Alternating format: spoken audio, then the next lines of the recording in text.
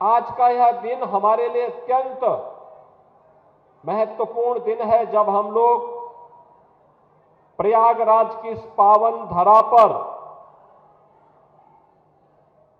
जिस पावन धरा को कवि भगवान भारद्वाज ऋषि ने,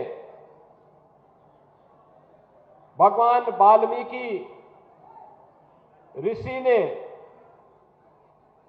और अन्य पूज्य और ऋषि और महर्षियों ने अपनी तप से, अपनी साधना से सनातन धर्म के केंद्र के रूप में विकसित किया था, आज उसी पावन धरा पर, जिस पावन धरा ने 726 वर्ष पूर्व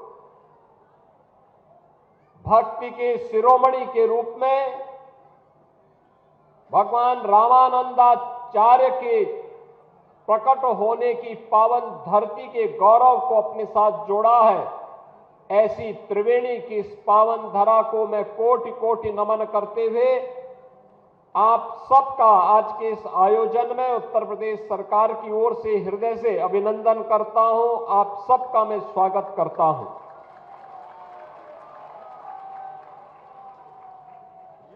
हमारा यह प्रयागराज की पावन धरा भगवान बेणी माधव की अपार कृपा, मां गंगा के सानिध्य में, भगवान अक्षय वट के सानिध्य में,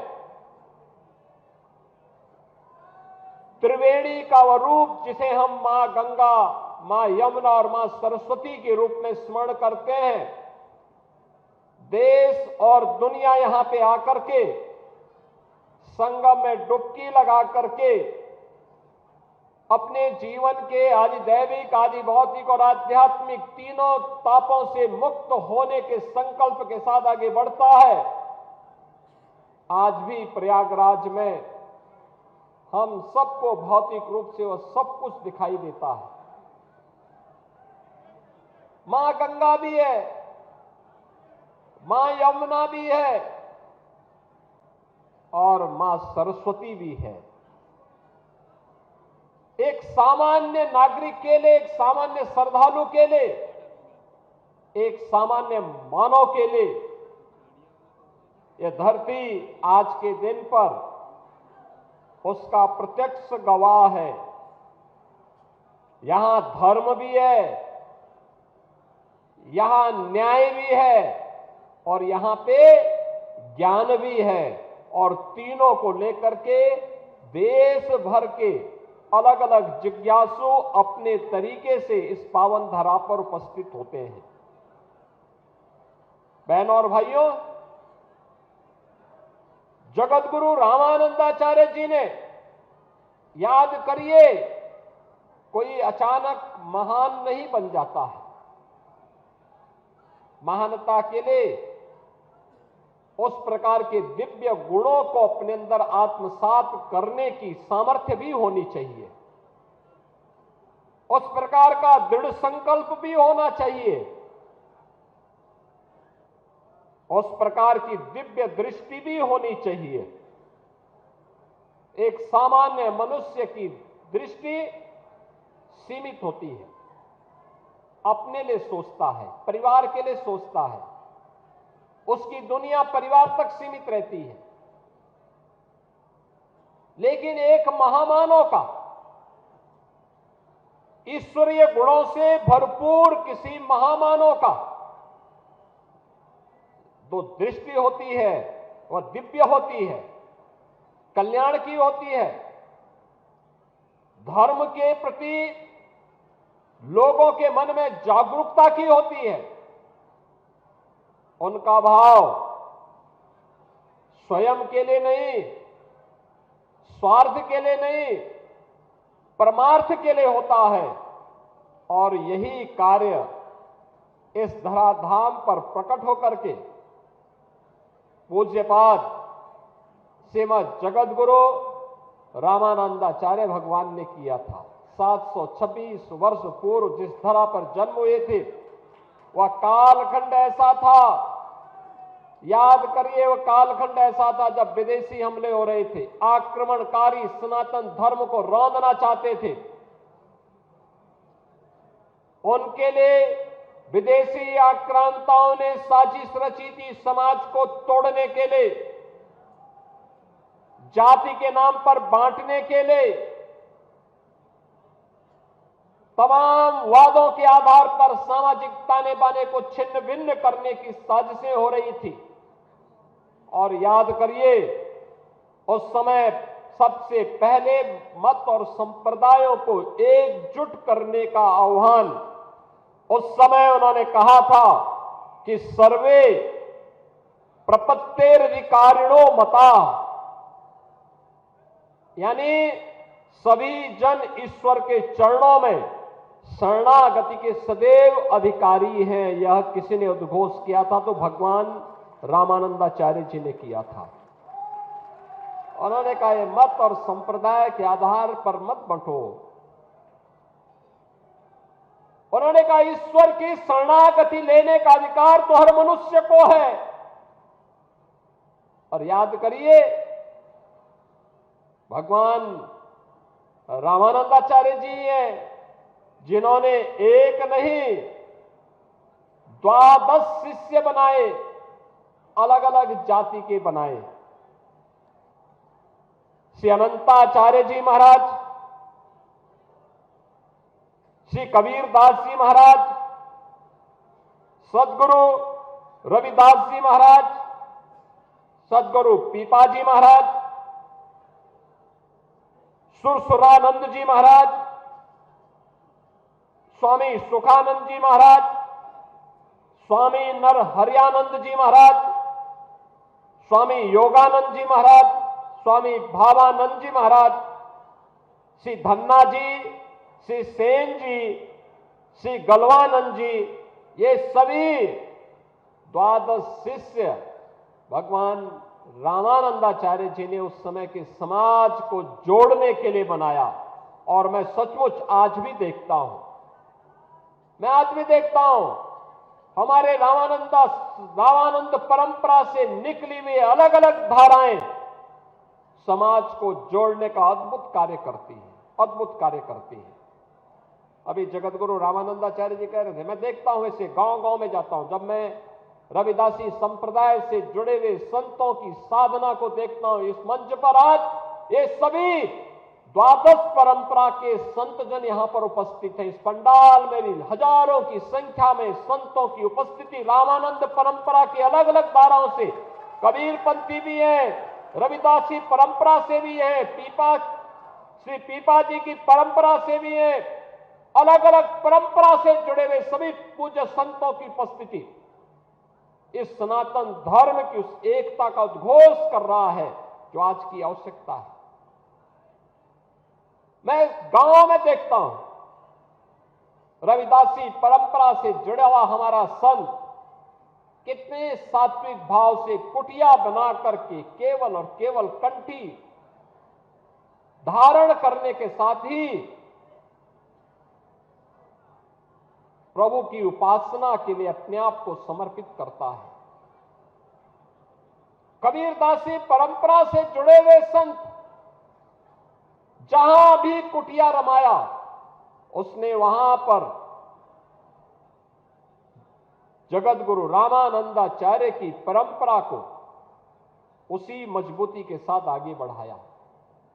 और यह अद्भुत संजोग है कि दोनों उपासना विधियां, सगुण भी और निर्गुण भी, ये दोनों प्रकार के शिष्य ये भी जगत गुरु रामानंदाचार्य जी ने ही दिए। दोनों प्रकार के शिष्य आप देख सकते हैं। और उस समय बटे हुए समाज को जोड़ने के लिए उन्होंने उद्घोष किया था। जो उद्घोष उनका था, जिसके बारे में पूज्य संतों ने कहा, उस समय उन्होंने भी कहा था कि जाति पाति पूछे नहीं कोई, हरि को भजे सो हरि का होई। ये वही समाज को जोड़ने का मंत्र है। बहनों और भाइयों, आज से 726 वर्ष पहले जिस दिव्य महापुरुष का प्रकट इसी प्रयागराज की धरती पे हुआ था। यही प्रयागराज आज फिर इसकी उद्घोष कर रहा है कि जाति के नाम पर, मत और संप्रदाय के आधार पर विभाजन हमारे लिए उसी प्रकार से सर्वनाश का कारण बन जाएगा जैसे बांग्लादेश के अंदर हम देख रहे हैं। बांग्लादेश के अंदर आप देख रहे होंगे, ये जो बांग्लादेश के अंदर हो रहा है, कोई बोल नहीं रहा है।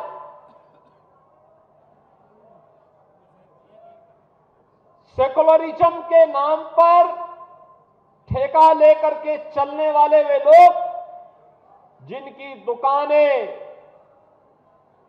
हिंदू समाज को और सनातन धर्म को कमजोर करने और हिंदू समाज को तोड़ने की पूरी ताकत लगाती है, बांग्लादेश की घटना पर इनका मुंह बंद है।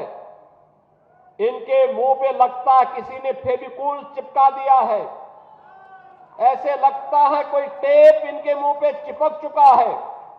इनके मुंह से एक भी शब्द नहीं निकल रहे हैं। कोई कैंडल मार्च बांग्लादेश की घटना को लेकर के नहीं इनके द्वारा निकाला जा रहा है।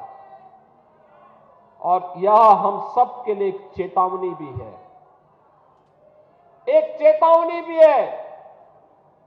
हमारे संत समाज को जोड़ने के लिए पूरी युक्ति करता है, और जब संत समाज एक मंच पर आकर के उद्घोष करता है तो परिणाम भी आता है। जैसे आपने देखा होगा अयोध्या में श्री राम जन्मभूमि पर भव्य राम मंदिर का निर्माण, अयोध्या में श्री राम जन्मभूमि पर भव्य राम मंदिर का निर्माण, ये पूज्य संतों की उसी साधना और उसी एकता का परिणाम है जिसे मूर्त रूप दिया है देश के यशस्वी प्रधानमंत्री श्री नरेंद्र मोदी जी ने। आप याद करिए, यह देश 1947 में आजाद हुआ। आजाद होने के बाद देश को प्रधानमंत्री मिल गए। 1952 में पहला आम चुनाव होता है। तब से देश ने कई प्रधानमंत्री देखे, हर एक ने देश के बारे में सोचा होगा, देश के विकास के बारे में योगदान किया होगा, लेकिन भारत की मूल आत्मा को सम्मान मिलना चाहिए। अयोध्या में रामलला फिर से विराजमान होने चाहिए, यह भाव केवल मोदी जी ने ही उसको मूर्त रूप देकर के भारत की परंपरा को गौरवान्वित किया है। मोदी जी पहले प्रधानमंत्री हैं जो श्री राम जन्मभूमि में दर्शन करने के लिए गए, राम मंदिर के शिलान्यास में गए, रामलला के प्राण प्रतिष्ठा समारोह में भी गए, और मंदिर निर्माण का कार्य पूर्ण होने के उपरांत जो शुभ मुहूर्त मिला था, सनातन धर्म की ध्वजा पताका को मंदिर पे आरोहण करने का, उस समारोह में भी प्रधानमंत्री जी स्वयं भागीदार बने और उन्होंने दिखा दिया दुनिया को इच्छा शक्ति होनी चाहिए कार्य करने की। जो लोग आज भी आपको बांट रहे हैं, बहनों और भाइयों, ये आपके हितैषी नहीं हो सकते, कभी नहीं हो सकते, कभी नहीं होंगे। ये वही लोग हैं जिनको सत्ता में रहने का अवसर प्राप्त हुआ था। जब सत्ता में थे तो स्वयं अपने परिवार के बारे में सोचते थे, उससे बाहर उनकी दृष्टि नहीं थी। आज तमाम प्रकार के नारे देंगे, स्लोगन देंगे, लेकिन ये वास्तविकता नहीं है। इनको जब भी मौका मिलेगा ये वही करेंगे जो उन्होंने पहले किया था। पहचान का संकट खड़ा करेंगे, अराजकता पैदा करेंगे, सनातन धर्म पर प्रहार करेंगे, दंगों की आड़ में फिर से हर एक व्यक्ति को झुलसाने का कार्य करेंगे। हमें इसे किसी भी स्थिति में इसकी पुनरावृत्ति नहीं होने देनी चाहिए, किसी भी स्थिति में नहीं होने देनी चाहिए। और वह तब जब पूज्य संतों का सानिध्य है। हमारे जगत गुरु रामानंदाचार्य जी कह रहे थे ना अभी यहां पे, कह रहे थे सतवा बाबा ने सबको जोड़ दिया। सतवा बाबा ने अद्भुत काम कर दिया। भगवान रामानंदाचार्य की पावन जयंती और प्रयागराज में अद्भुत संजोग है। इस वर्ष पौष पूर्णिमा 3 जनवरी को ही पड़ गई थी, तो स्वाभाविक रूप से हमें इस आयोजन के साथ समय पे जुड़ने का अवसर प्राप्त हो गया। सभी को इस आयोजन के साथ जुड़ने का अवसर प्राप्त हो गया। सभी लोग यहां आ गए और हमने सतवा बाबा से भी कह रखा है, जगत गुरु रामानंदाचार्य जी से भी कह रखा है, सबको हमने कहा भी दारागंज में बातचीत करिए और उस परिवार जहां पे जिस परिवार में या जिस स्थल पर जगत गुरु रामानंदाचार्य जी का प्रकट हुआ था, जहां वो प्रकट वहां पे उस भूमि पर उनका स्मारक और उनका मंदिर बने, सरकार उसमें सहयोग करेगी। एक बार बातचीत करनी चाहिए। बहनों और भाइयों, इतना दिव्य महापुरुष जिसने सचमुच बटे हुए समाज को जोड़ने का काम किया था, तो सतवा बाबा तो जोड़ने का काम कर ही रहे हैं। और जो इस समय नहीं जुड़ेगा तो अंतिम समय में तो उसको सतवा बाबा की शरण में वहां जाना है। काशी में मणिकर्णिका घाट में बैठते हैं वो।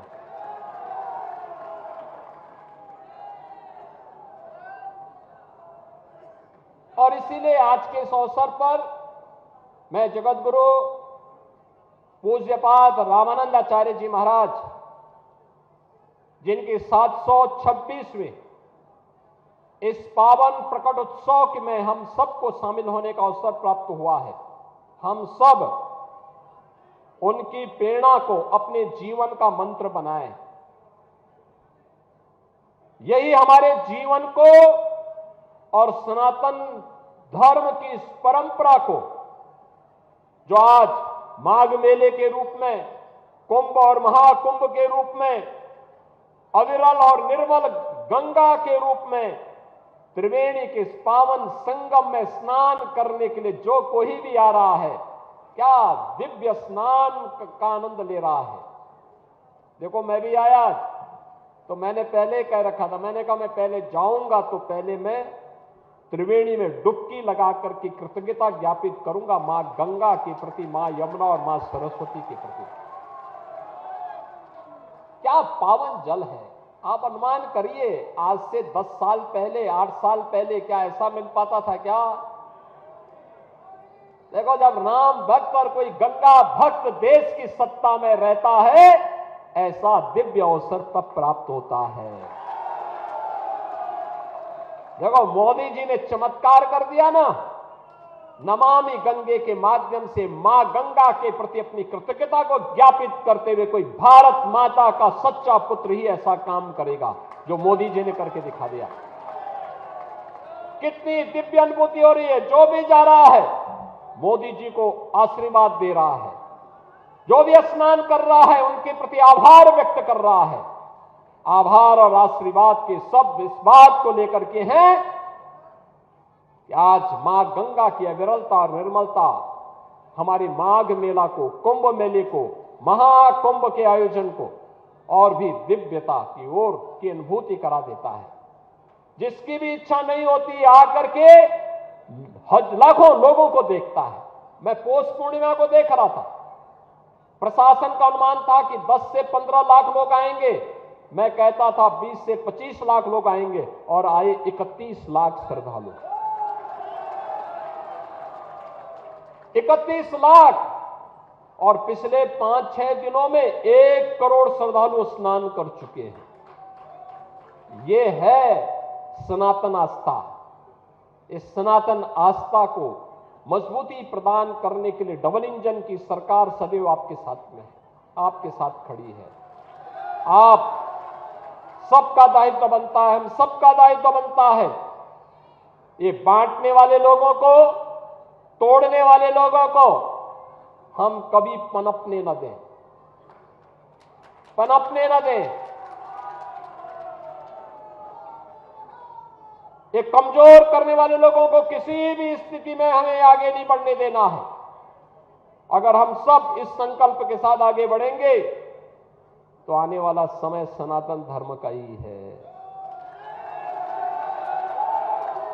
दुनिया के अंदर सनातन का झंडा जैसे श्री राम जन्मभूमि पर पूरी भव्यता और दिव्यता के साथ फहराया जा रहा है, ऐसे ही पूरी दुनिया के अंदर सनातन का झंडा अपने आप गूंजता हुआ दिखाई देगा। तब कोई बांग्लादेश में किसी निरीह हिंदू को, कमजोर और दलित हिंदू को काटने का दुस्साहस नहीं कर पाएगा, तब नहीं कर पाएगा। और आज के इस अवसर पर मैं एक बार फिर से यहां पे जगत गुरु सतवा बाबा श्री संतोषाचार्य जी महाराज को और उनकी पूरी टीम को, जिसमें उनके साथ में गोपाल दास जी महाराज भी हैं और अन्य लोग भी हैं, इन सभी पूज्य संतों को हृदय से मैं धन्यवाद देता हूं।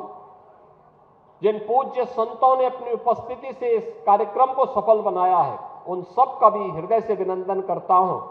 और जगत गुरु रामानंदाचार्य भगवान को उनके इस पावन 726वें प्रकटोत्सव के अवसर पर एक बार फिर से उनके चरणों में कोटि कोटि नमन करते हुए उनकी दिव्यवाणी और उनकी प्रेरणा हम सब के लिए एक नए प्रेरणा के रूप में आगे बढ़ने के लिए सदैव हमें प्रेरित करते रहे। इस विश्वास के साथ, उनके आशीर्वाद के आकांक्षी के रूप में हम सब कार्य करेंगे, इस विश्वास के साथ अपनी वाणी को मैं विराम देता हूं। धन्यवाद। जय हिंद, जय जय श्री राम।